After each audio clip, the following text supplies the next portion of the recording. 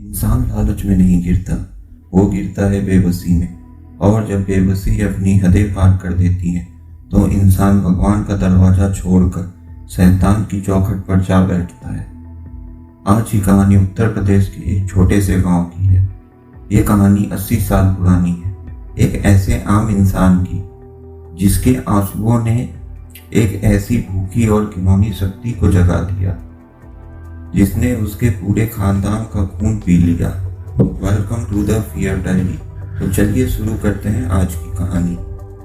माधव एक बहुत ही सीधा साधा किसान था, पर किस्मत ने उसके सर पर गांव के सबसे जालिम साहूकार रघुनाथ का ऐसा कर्ज डाल दिया था जो कभी खत्म नहीं हो सकता था।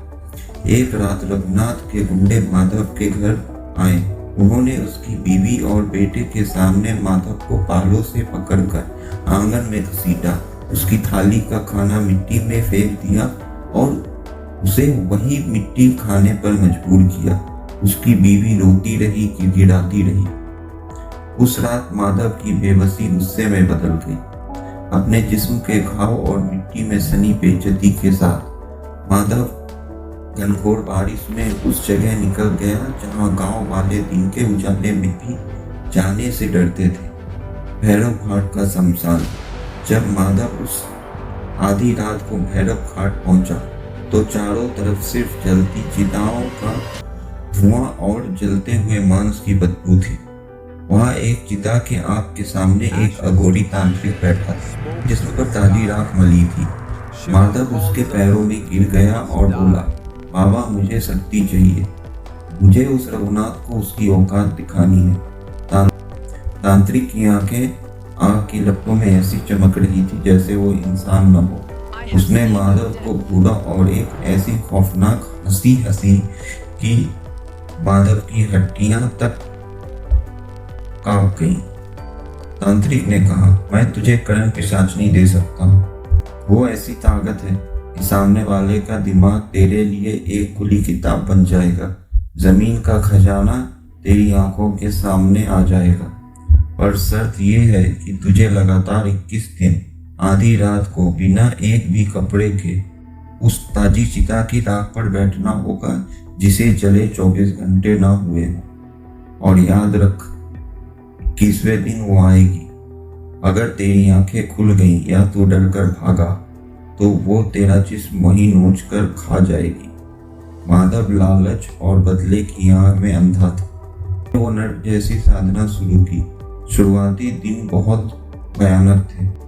ठंड से जिस्म जम जाता था। कभी लगता कोई कान में चीख रहा है, कभी लगता किसी गंदे जानवर ने उसके ऊपर छलांग लगा दी।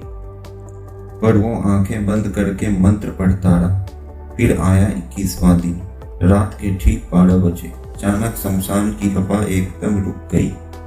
सन्नाटा इतना भारी हो गया कि माधव को सिर्फ अपने दिल की धड़कन सुनाई दे रही थी। फिर उसे महसूस हुआ कि उसके नंगे पीठ पर किसी ने अपना ठंडा बर्फीला नाखून रखा है। वो नाखून उसके गर्दन तक आया और उसके कान के ठीक पास एक आवाज फुसफुसाई, तुम चाहकर भी मुझे छोड़ नहीं पाओगे। मैं आ गई। साधना पूरी हो चुकी थी। कर्ण पिशाचनी उसके कान में हमेशा के लिए बस चुकी थी। अगले दिन जब माधव गांव लौटा तो वो पूरा बदल चुका था। साहूकार रघुनाथ ने जब फिर से उसे गाली दी तो माधव मुस्कुराया। पिशाचनी उसके कान में रघुनाथ के सारे किस्से फुसफुसा रही थी। माधव ने पूरे गांव के सामने रघुनाथ का वो राज खोल दिया कि उसने अपने जमीन के लिए अपने ही छोटे भाई को जहर देकर मारा था। यह सुनते ही गांव वाले रघुनाथ पर टूट पड़े और वो वहां से भाग गया। माधव रातों रात भगवान बन गया। लोग उसके पास आते, वो उनके गुप्त राज दबे खजाने बता देता। उसका घर पैसों से भर गया, पर दिमाग का खेल अभी शुरू हुआ था। वो पिशाचिनी चुप ही नहीं होती थी। वो माधव के सोते वक्त, खाते वक्त, अकेले रोते वक्त लगातार उसके दिमाग में चीखती, हंसती और गालियां बकती। माधव को नॉर्मल लोगों की आवाजें आना बंद हो गई। धीरे धीरे उस डायन ने उसके दिमाग को पागलपन के कगार पर लाकर खड़ा कर दिया। करण पिशाचिनी कोई मुफ्त की नौकर नहीं थी, उसे ताजा मांस और खून का भोग चाहिए था। शुरू में माधव जानवर देता था, पर उसकी भूख बढ़ गई। एक रात पिशाचिनी ने कान में चीख कर कहा, मुझे इंसान चाहिए। माधव ने मना कर दिया। बस यही उसकी सबसे बड़ी गलती थी। पिशाचिनी अब आजाद होने लगी थी। माधव की पत्नी ने एक रात आईने में देखा कि माधव के ठीक पीछे एक औरत खड़ी है, जिसका आधा चेहरा जला हुआ था और वो उनके छोटे बेटे की तरफ इशारा कर हंस रही थी। और 2 दिन बाद ही उसका वो 8 साल का बेटा अपने बिस्तर पर मरा हुआ मिला। गले पर और छाती पर ऐसे नाखूनों के निशान थे जैसे किसी जंगली जानवर ने उसे नोच लिया हो। माधव अपने बेटे की लाश को पकड़कर इतना चीखा कि उसके गले से खून आने लगा, पर पिशाचिनी उसके कान में तब भी हंस रही थी। बेटे की मौत के अगले ही हफ्ते माधव के कमरे का दरवाजा अंदर से लॉक मिला। गांव वालों ने जब दरवाजा तोड़ा तो अंदर का नजारा देखकर लोगों की रूह कांप गई। माधव की नंगी लाश फर्श पर पड़ी थी। उसने अपने दोनों कान अपने हाथ से नोचकर फेंक दिए थे। शायद उस आवाज को हमेशा के लिए चुप कराना चाहता था।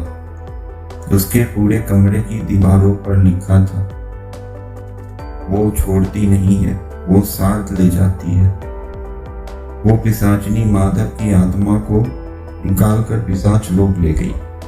आज भी उस गांव में अगर अकेले चलते हुए किसी के कान में अचानक से ठंडी हवा लगती है ना, तो वहां के लोग कहते हैं कि करण पिशाचिनी नया कान ढूंढ रही है।